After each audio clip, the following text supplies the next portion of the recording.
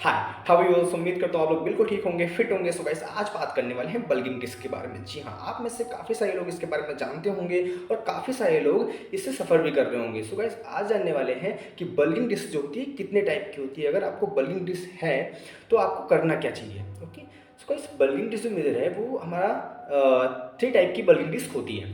First is the most common, the posterior left side of the disc. ठीक है, ये किस वजह से होती है? This is because of repetitive bending extending of the spine. ठीक है, आप बहुत ज़्यादा लाइक अपने स्पाइन को फ्लेक्स करते हो, एक्सटेंड करते हो, फ्लेक्स करते हो, एक्सटेंड करते हो। ठीक है, तो वहाँ पे क्या होती है, जो डिस्क होती है आपकी कंप्रेस हो जाती है। ठीक है, डिस्क कहाँ होती है? आपके वर्टिब्रा के बीच में होती है डिस्क। ठीक है, तो वो कंप्रेस हो जाती है पीछे की तरफ में, उसका इट्स लाइक ए बैलून, गुब्बारे की तरह पीछे फूल जाता है। ठीक है, जो आपके नर्व को कंप्रेस करता है। ठीक है, इसी से सारी प्रॉब्लम आपको स्टार्ट होती है, बैक पेन, लाइक सीआईडी का पेन और। ठीक है, सो ये किस वजह से होती है? Because of over bending.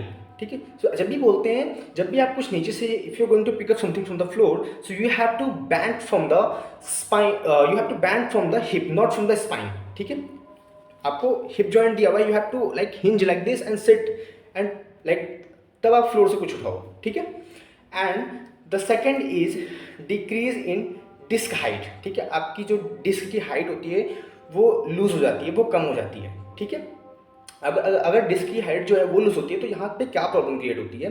सबसे पहले आपके facet joint, facet is a major joint of the spine. ठीक है, जो फेस्ट जॉइंट होता है वो आपकी स्पाइन का मेजर जॉइंट होता है। तो वहाँ पे क्या होगा, over the decade, like over the period of time, वहाँ पे स्टार्ट हो जाएगा आपका आर्थराइटिस। ठीक है, 1 साल में, 2 साल में, जैसे आपके डिस्क की हाइट डिक्रीज होगी, जैसे क्या होगा, like this is the second type of bulk disc. ठीक है, तो वहाँ पे आपके आर्थराइटिस चालू हो जाएगा। ये जो बल्क डिस्क क्यों होती है इसके बारे में डिस्कस कर लेते हैं। ये इस वजह से होती है, like this is because of spinal compression. Like आपने बहुत ज़्यादा लोड उठा लिया है कभी, तो आपकी स्पाइन पे जब कंप्रेशन आता है तो आपकी जो वर्टिब्रा बोन होती है वो डैमेज हो जाती है। डैमेज होकर वो क्या करती है, आपके डिस्क को डैमेज कर देती है, जिसकी वजह से जो आपके डिस्क के बीच में जेल होते हैं जो एयर प्रेशर का काम करते हैं, वो क्या होते हैं, एक तरीके से पंचर हो जाते हैं। ठीक है, उनका जो जेल होता है बाहर निकल जाता है। इस वजह से क्या होती है, जो डिस्क है उसका हाइट जो है वो कम हो जाता है। ठीक है, this is second type of disc. And the third is like over rotation. Like काफ़ी सारे लोग गोल्फ वगैरह खेलते हैं तो क्या करते हैं, बहुत ज़्यादा रोटेशन कर रहे होते हैं।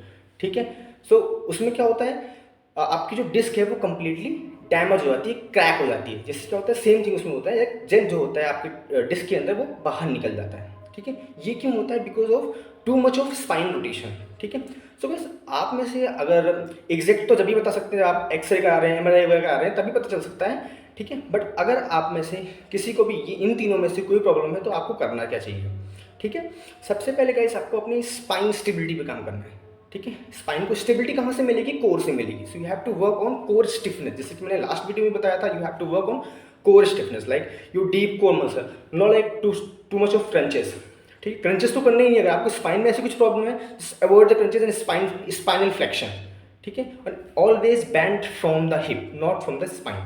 ठीक है, सो जब भी आप कर रहे हैं तो like no too much of crunches, rotation. ठीक है, just work like plank, the like pillow fold and the farmer walk, suitcase walk, like this activity.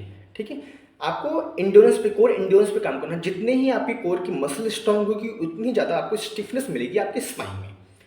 सो उम्मीद करता हूँ आपको ये वीडियो पसंद आई होगी। Thank you so much.